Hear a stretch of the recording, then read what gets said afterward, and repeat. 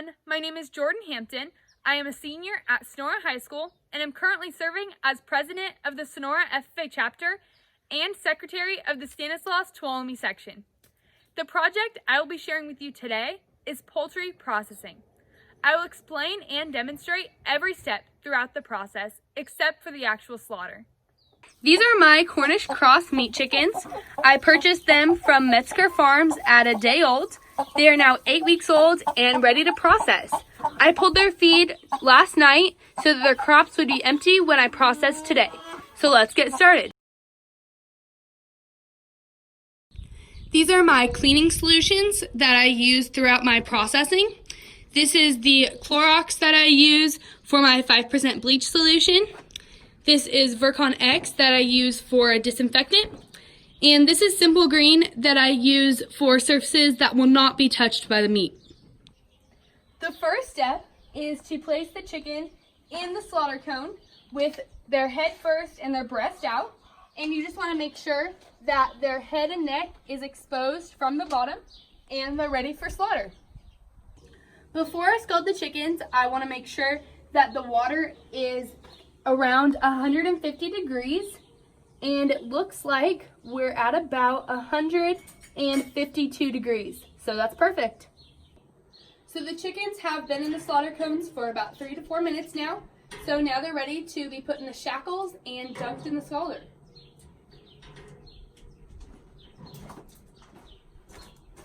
What the scalder does is it loosens their feather follicles so that when I put them in the plucker, then the plucker gets their feathers out easily and removes more of their feathers.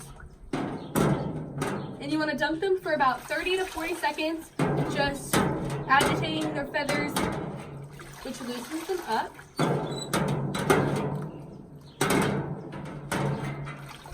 You want to dunk them about 6 or 7 times.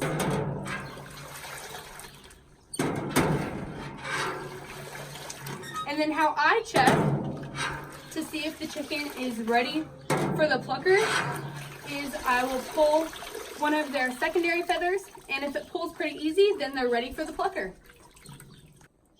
After the scalding process is finished, the chicken is ready to be placed in the plucker. My plucker is similar to a spin cycle on a washing machine, and it has 100 rubber fingers that gently removes the feathers. So I'll turn the water on and turn on the plucker, and I'll leave it in here for about a minute. So after about a minute in the plucker, the chicken is ready for the butchering process. The plucker usually gets most of the feathers off, so it looks pretty clean.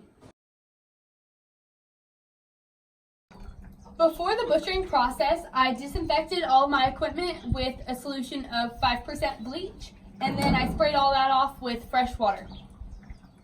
The first step to the butchering process is to cut right between the knee joints. I like to start on the inside, and you cut right through the skin and tendons all the way around.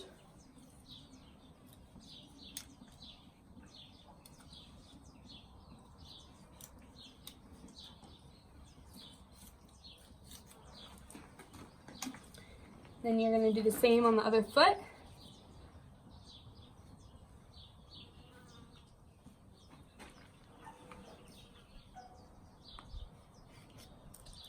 Right through the tendons, like that. And then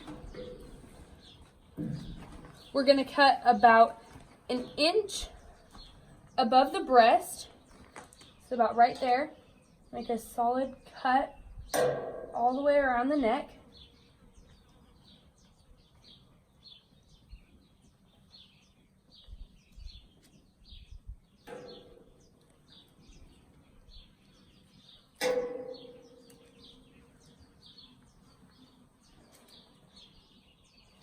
And then to remove it, I'm going to twist just like that.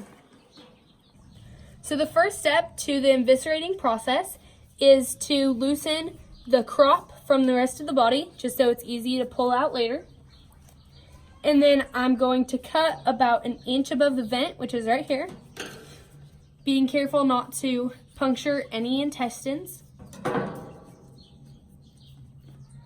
And then I'm going to cut around the vent. Again, being careful not to cut any intestines, just to get it away from the rest of the body.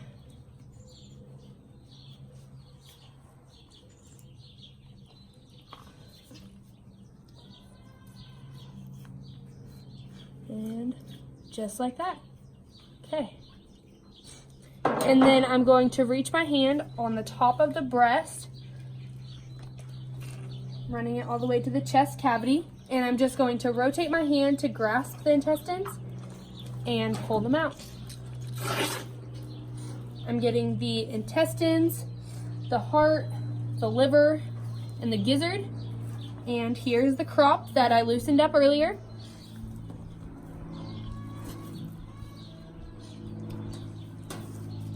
And the lungs usually don't come with the rest of the intestines. They're on the back of the rib cage. So what I'm going to do is I'm going to scrape the rib cage in a scooping motion, and I'm going to scoop those out.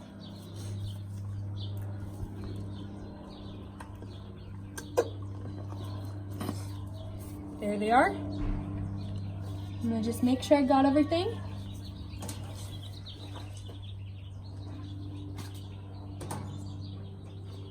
And then now I'm just going to rinse off the chicken.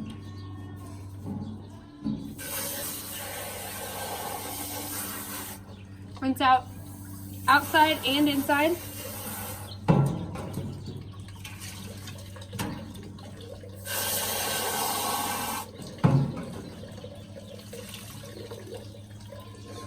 And I'm going to do one last inspection, making sure we got everything.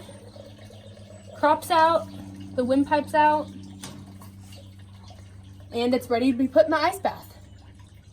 So before processing, I filled this ice chest with 40 pounds of ice and enough water to cover the chickens. And I'm going to leave the chickens in here overnight to chill them to 40 degrees so that they're ready for bagging in the morning. So my chickens have been in an ice water bath for 24 hours, and now they're ready to be put on the draining rack. This is where I can check for any imperfections or any pin feathers that were left, and now I can start the bagging process. My chickens have been on the draining rack for about 3 to 4 minutes now, so now it's time to start the bagging process. This draining rack makes it easy for the chickens to drain out, as well as for me to put the bags on. So now I'm going to insert a straw, which will make it easy for the excess air to come out later. And I'm going to get as much air out as I can right now.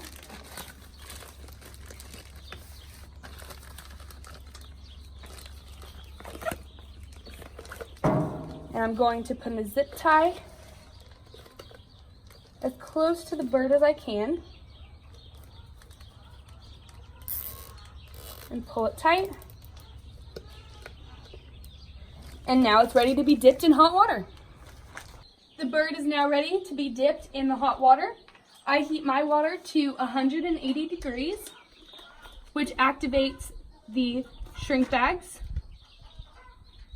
The straw allows the excess air to escape, and you might be able to hear the air coming out of the straw.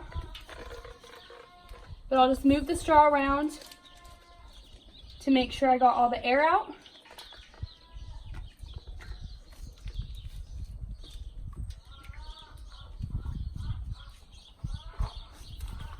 And then I'm going to bring it over here and take the straw out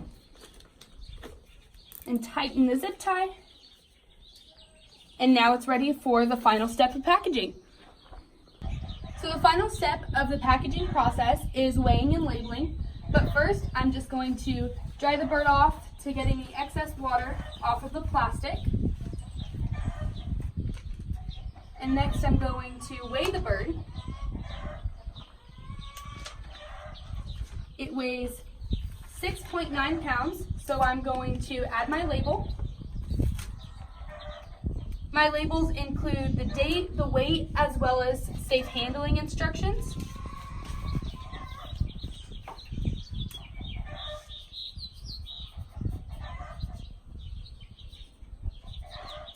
And then I'm going to cut off the end of the zip tie. And I like to leave this so just it's easier to grab it in and out of the freezer. And now my bird's ready for the freezer.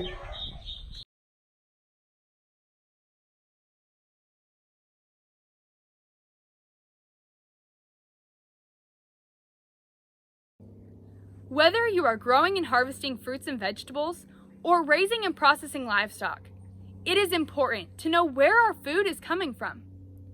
Most anyone could process chickens by hand right in their kitchen. Slaughter cones, a plucker, and a scalder make this process easier and more efficient with multiple birds. Drying racks, eviscerating tables, and a shrink bag system help streamline the processing and packaging for a larger scale operation. My first experience processing poultry was at 9 years old in 4-H, when I raised my first turkey for the Motherlode Fair.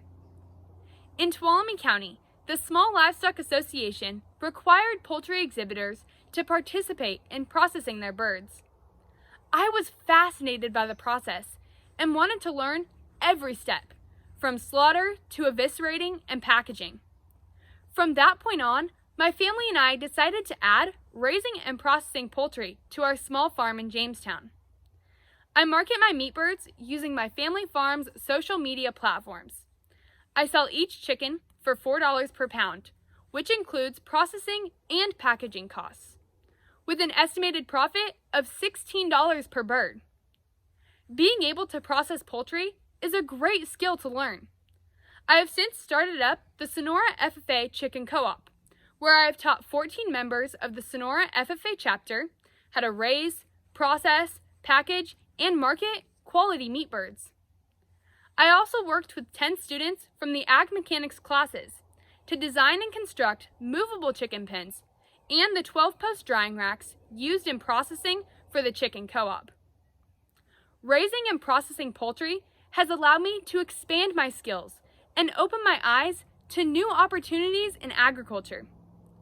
Americans consume more chicken than any other country, and 95% of broiler chickens raised for meat consumption are actually raised on family-owned farms. I greatly appreciate your time, and I hope that my poultry processing project has been interesting and informative. Thank you.